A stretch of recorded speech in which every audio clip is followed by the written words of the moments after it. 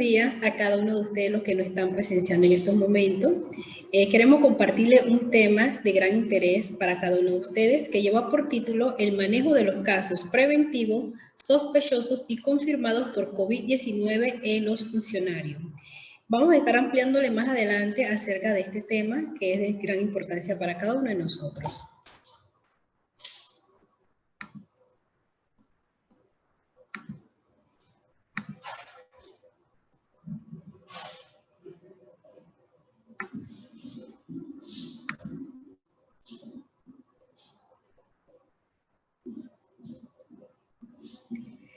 Nosotros pertenecemos a la Unidad Técnica de Salud y Seguridad Ocupacional y Ambiental.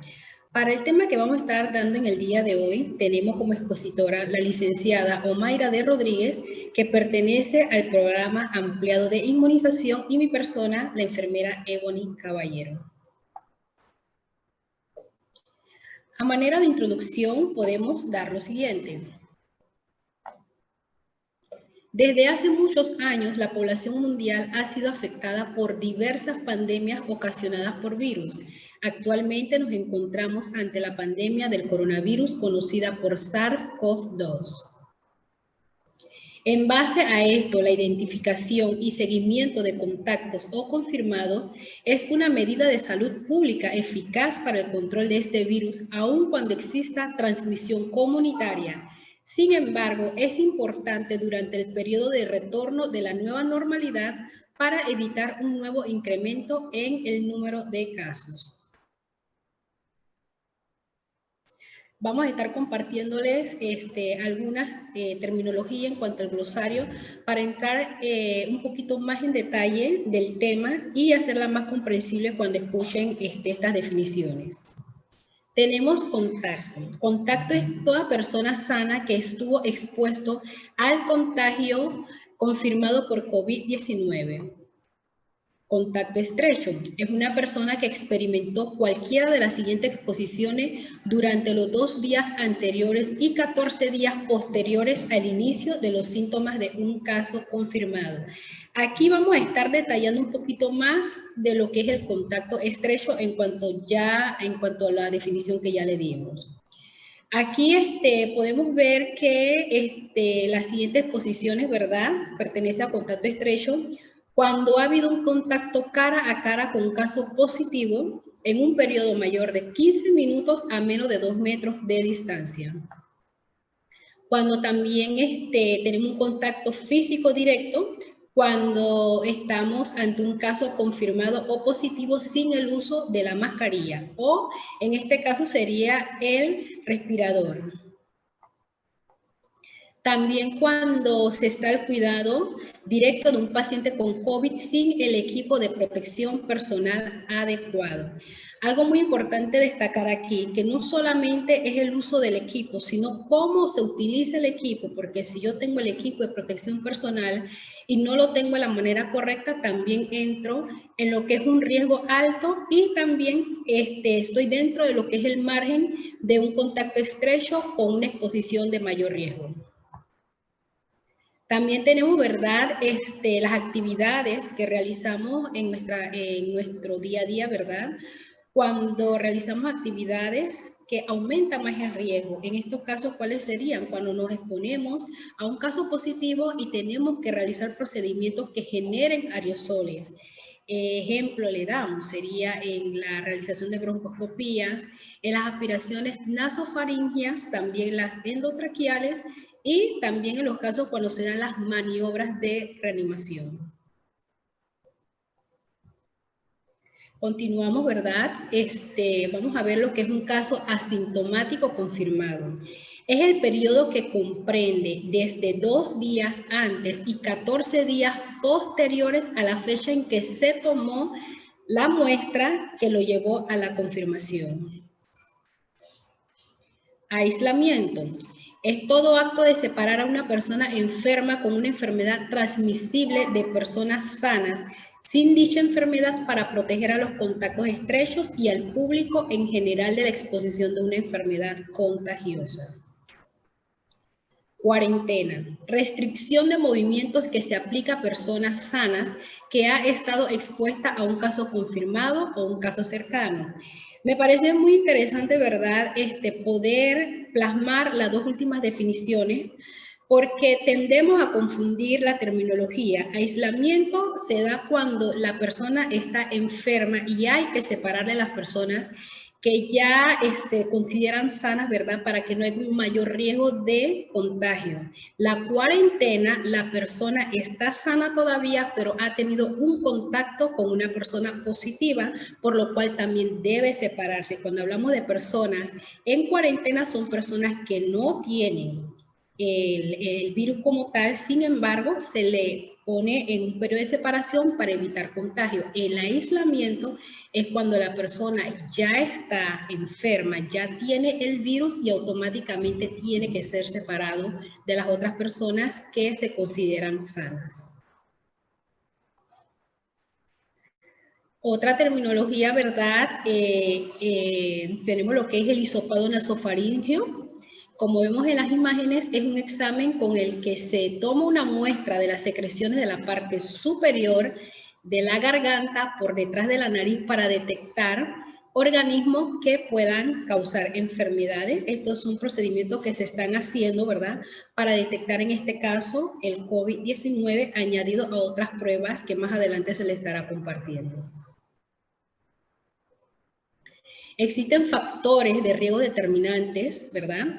Entre estos tenemos grado de exposición de los trabajadores de salud, pero esta se va a basar en 4 aspectos.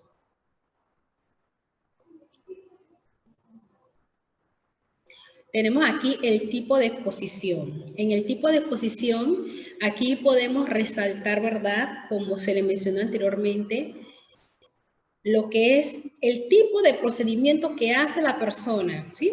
Si hay procedimientos que generan menos riesgo, sí los hay. Si hay unos que generan más riesgos, también los hay.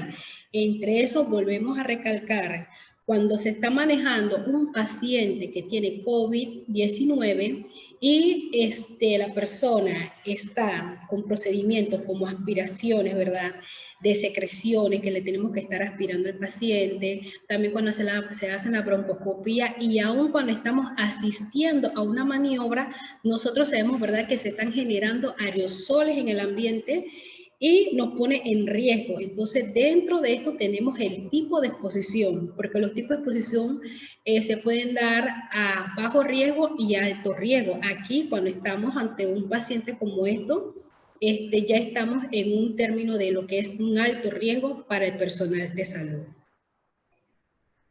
Tenemos también el tiempo de exposición, ¿verdad? Como muchos conocerán, el tiempo va basado no solamente en el tiempo, sino también en la distancia. Toda persona que se expone a más de 15 minutos ante un paciente confirmado tiene un alto riesgo.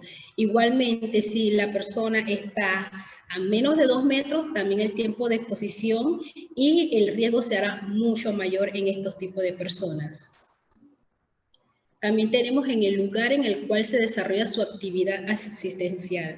Bien es cierto de que los hospitales están divididos en diferentes secciones según las necesidades que tenga el paciente, pero tenemos áreas que son más vulnerables. En estos casos serían personas que laboran en salas como cuarto de urgencias, donde se hacen los triage. También tenemos las salas de hematología, oncología, y también tenemos las salas, ¿verdad?, en la cual se generan mucho más aerosoles. En estos casos serían las unidades de cuidados intensivos también. Son áreas que son bien vulnerables a que el grado de exposición para el trabajador de salud sea mucho mayor. Tenemos también, ¿verdad?, factores de riesgos individuales. En estos factores, como bien dice la palabra, es individual. Aquí podemos mencionar toda persona que tenga 60 años o más, y también personas que tengan algún tipo de comorbilidad que sea propiamente notificado o sea propiamente comprobado, ¿verdad?, por un personal de salud.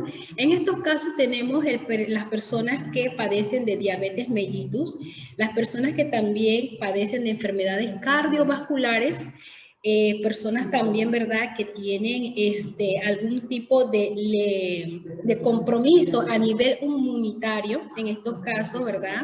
Podemos destacar pacientes que estén recibiendo algún tipo de quimioterapia, entre otros, que hace que esa persona sea más inmune a los agentes biológicos, ¿verdad?, externos. Muy importante también aquí resaltar las personas que padecen de hipertensión arterial o que tengan algún tipo de enfermedad respiratoria crónica, son personas de alto riesgo para tener el virus del COVID-19. Muy importante, ¿verdad?, recordarle los síntomas principales de esta enfermedad. Tenemos que puede haber fiebre, tos seca, pérdida del olfato y el gusto, dolores de cabeza, dolor de garganta, fatiga. Algo muy importante destacar aquí entre la sintomatología de que ya se ha comprobado que una de las sintomatologías que da como que dice en el blanco de que la persona tenga la enfermedad como tal de lo que es el coronavirus es la pérdida del olfato y el gusto. Esa es como quien dice la punta del iceberg, porque puede reunir las otras sintomatologías, pero cuando ya se da propiamente, generalmente, después de hacerle la prueba, sale positivo. En cuanto a la fatiga también, es muy importante destacar que no solamente es durante el proceso de la infección en la persona, sino más adelante también la persona puede quedar con sensación de cansancio y de fatiga. Sabemos, ¿verdad?, de que estos son síntomas principales durante el periodo de contagio. Sin embargo, hay secuelas que se pueden dar a mediano y a largo plazo, que pudiera comprometer aún más la salud de las personas. Aquí tenemos de que existen otros signos, pero son signos menores. Entre estos tenemos lo que es la diarrea, la conjuntivitis, los dolores musculares y los rash cutáneos. Son reacciones menores, pero no podemos de alguna manera también ponerla de una manera que sea, ¿cómo le explico?, que sea de menor importancia, porque sí se puede prestar este tipo de sintomatologías que nos pueden también dar a conocer de que hay un contacto o más que todo contacto, un contagio por el coronavirus. Vamos a estar viendo, ¿verdad?, en el tema que nos compete un poquito más a profundidad, es el manejo de los contactos con síntomas. Primero que todo, aquí en el complejo hospitalario tenemos una clínica de COVID para nuestros funcionarios. Esta clínica de COVID se encuentra en el 7º piso de la especializada. Los horarios de atención en esta clínica es de lunes a viernes de 7 de la mañana a 5 de la tarde. Los sábados también están funcionando de 7 de la mañana hasta las 12 del mediodía.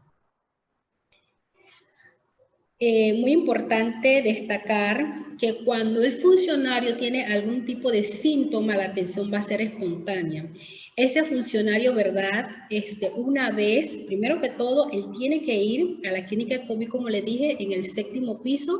Cuando él llegue a esta área, ahí habrá una técnica que estará recibiendo a los funcionarios, le estará tomando la temperatura y aparte de eso también le estará tomando algunos datos.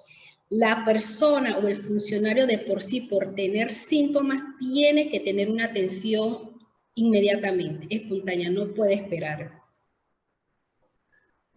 Una vez él pasa, ¿verdad?, lo llaman, el médico le hace una entrevista, el médico lo que le va a hacer es como quien dice un checklist de la sintomatología que anteriormente les mencioné, que podría ser si la persona tiene tos, si tiene fiebre, le va haciendo un checklist. Pero por el hecho de que la persona ya esté sintomática, ya sí se le va a hacer el hisopado.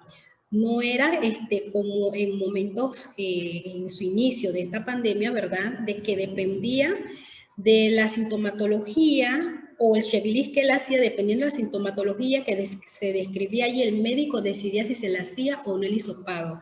Ahora, por tener el síntoma, le vuelvo a recalcar, ¿verdad?, se le debe hacer el hisopado y la atención debe ser inmediata o espontánea.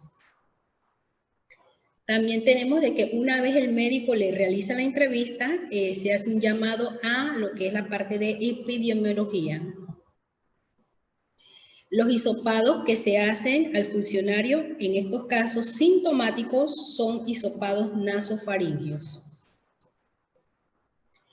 Una vez a la persona le realicen el hisopado, muy importante, si la persona tiene síntomas, esta persona será enviada a su casa. Mientras está en su casa, la persona debe manejarse como si tuviera el COVID positivo. ¿Por qué? Porque una vez se va a la casa, allá tenemos nuestros familiares, tenemos contacto cercano, y si no está la prueba, ¿verdad? Podemos como no podemos ser positivos. Así que lo que debiéramos hacer es mantenerlo, manejándonos con un aislamiento en casa como si fuera un caso positivo. Bien importante saber de que cuando la persona está en casa, ella no puede salir de su hogar hasta que no reciba los resultados.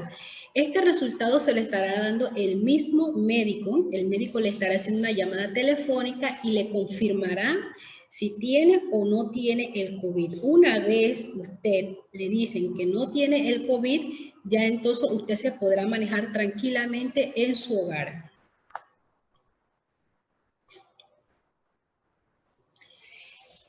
Algo también que quería recargar de aquí, antes de entrar el resultado negativo, si el paciente le da sus resultados, ya sea positivo o negativo, él no puede reintegrarse a su trabajo hasta que Salud Ocupacional le realice el reintegro. Ahora bien, entrando con los pacientes que el resultado le ha dado negativo, debe sacar un cupo en la clínica del empleado.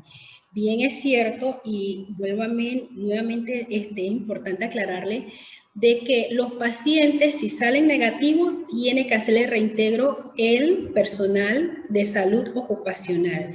Si sale positivo y ya guarda sus medidas de aislamiento, también el reintegro se debe hacer por el Departamento de Salud Ocupacional, y más que todo refiriéndonos a los médicos del área. Tenemos, ¿verdad?, que resaltarle también que cuando los resultados son positivos, se le dará a la persona, es 14 días, pero de aislamiento. Esta persona, una vez esté en casa, guardando su cuarentena o esté en un hotel, el médico le estará llamando para su evaluación. Tenemos también de que en el reintegro, es muy importante que conozcan este número. Tenemos una clínica del empleado en esta institución con el cual se sacará la cita. Usted podrá llamar a los números del 6402 para sacar su cita con Salud Ocupacional. Si bien es cierto, la persona está guardando aislamiento por un periodo de 14 días y tiene que volver a laborar, tiene que estar llamando para que le den su cita con Salud Ocupacional.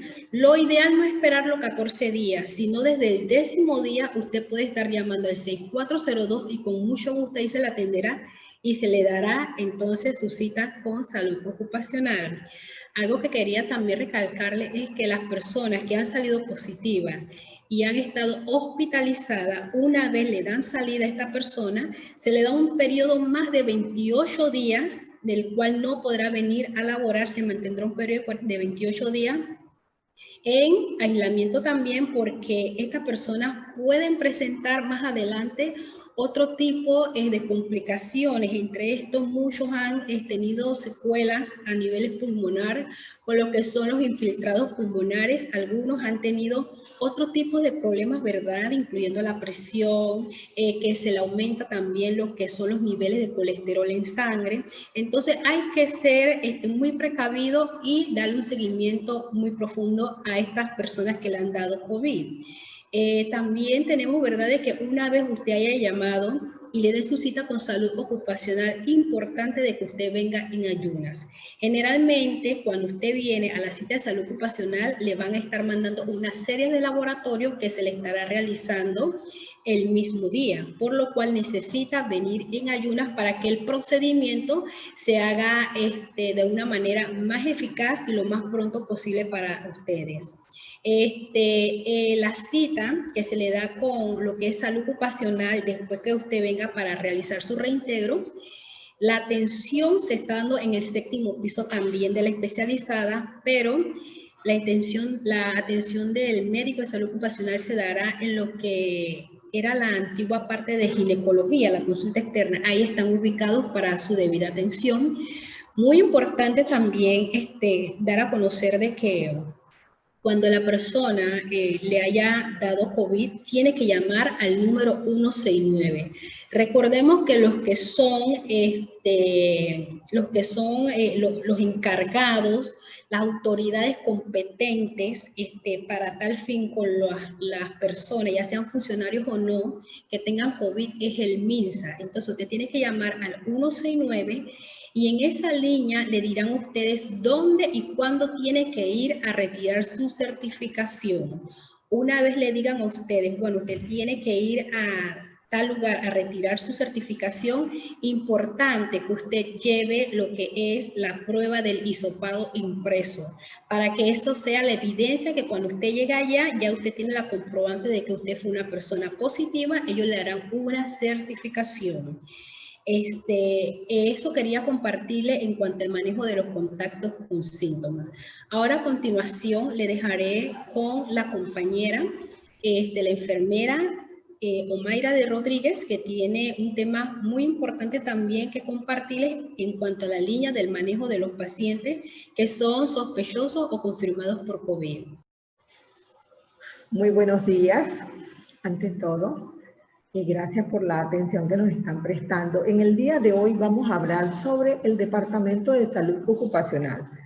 El Departamento de Salud Ocupacional del Complejo Hospitalario está formado por un equipo multidisciplinario, como lo son la enfermera de salud ocupacional, el médico de salud ocupacional, la psiquiatra, la educadora. Y este equipo multidisciplinario tiene como tarea darle apoyo preventivo e integral a todo el personal que ingresa al complejo hospitalario, desde su inicio hasta toda su permanencia aquí. Vamos a hablar hoy sobre el hisopado preventivo del personal de salud. Como ya vimos en las diapositivas anteriores, el hisopado preventivo es un examen que se le realiza al personal de las secreciones de la parte superior de la garganta. Entonces, el hisopado preventivo se realiza a todo el personal, al nuevo y al personal que regresa de vacaciones. Consiste en hacer un barrido al personal en general. ¿Cómo empezamos? Vamos a mandar la lista a la coordinación de COVID. La coordinación de COVID va a generar una cita. En esa cita, el doctor va a realizar el llenado de una hoja epidemiológica. En esa hoja, él va a recabar toda la información del paciente. Si ha tenido algún contacto, si ha tenido alguna sintomatología. Si fuese que la persona ha tenido alguna sintomatología, allí lo vamos a captar. Y si ha estado positivo, también nos vamos a dar cuenta. También allí va a tener que dar un número de teléfono donde se le pueda ubicar. Porque es importante que toda la información que allí se dé sea una información veraz. ¿Por qué? Porque a la hora de que se genere un resultado, tenemos que saber a dónde llamar. Cuando el doctor Catalino tenga el resultado, como ya les dije, él va a hacer una llamada a la persona. El doctor va a realizar una entrevista. Esa entrevista va con miras a indagar sobre la información del paciente. Si ha habido algún contacto, si la persona ha estado con alguna sintomatología, en fin, todas las generalidades deben estar resumidas en esa hoja que es la hoja epidemiológica.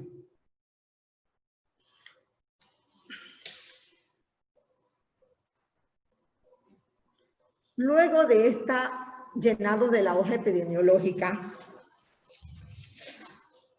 vamos a ver la serología.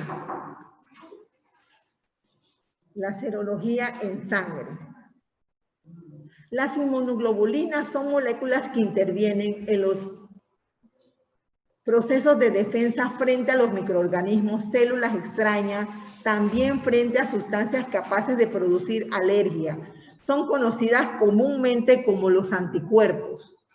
Esto persiste, que exista una memoria inmunológica que se obtiene al entrar en contacto por primera vez con un determinado microorganismo, haciendo que una vez que se adquiera y se supera una determinada enfermedad infecciosa, esto no vuelva a aparecer.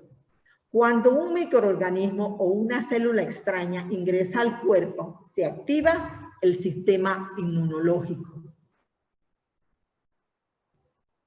Entonces, vamos a tener como resultado de hisopado en sangre el siguiente. Si el IgM positivo con el IgG negativo nos va a decir que hay presencia de una infección aguda.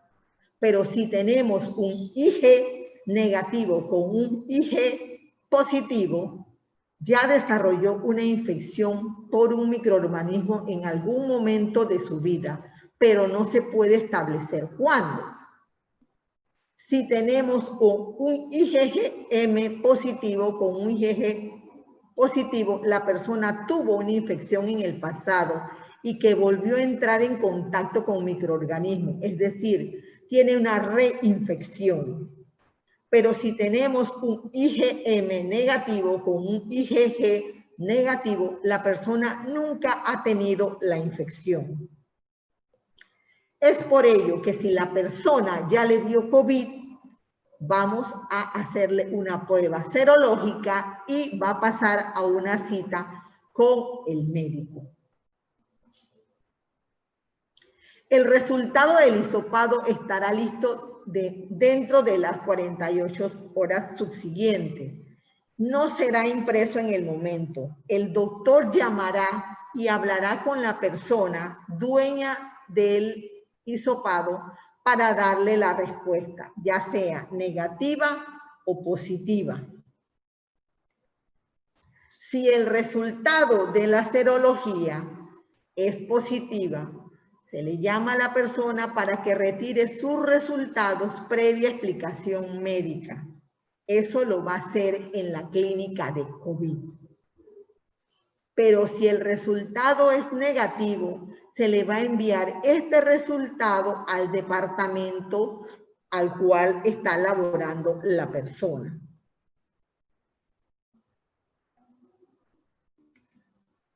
Recomendaciones. Reforzar las medidas de prevención mediante el uso correcto de las herramientas de protección. Concienciar al personal sobre el cumplimiento de la cuarentena domiciliaria. Motivar al personal que busque ayuda psicológica si no ha presentado mayores alteraciones. Orientar al personal a que mejore su alimentación, que haga ejercicio, aunque sea en casa si no ha tenido COVID. Reforzar el sistema inmunológico y actualizar su esquema de vacunación para mejorar la inmunidad pasiva que ellas no transmiten. Recordar que si yo me cuido, tú te cuidas. Conclusión. Seguir las medidas de seguridad contra el COVID-19. Protégete a ti, a los tuyos. Esta es una lucha de equipo. Si nos unimos, venceremos. La responsabilidad de utilizar las herramientas de protección personal contra el COVID es nuestra. Recordar que las secuelas de esta enfermedad es muy agresiva a nuestro organismo y mejor es prevenir. Queremos hacer un agradecimiento personal a la licenciada Oris Frías, que nos proporcionó la información sobre el COVID, y a la licenciada Gómez, que nos ayudó a realizar esta grabación por la parte tecnológica.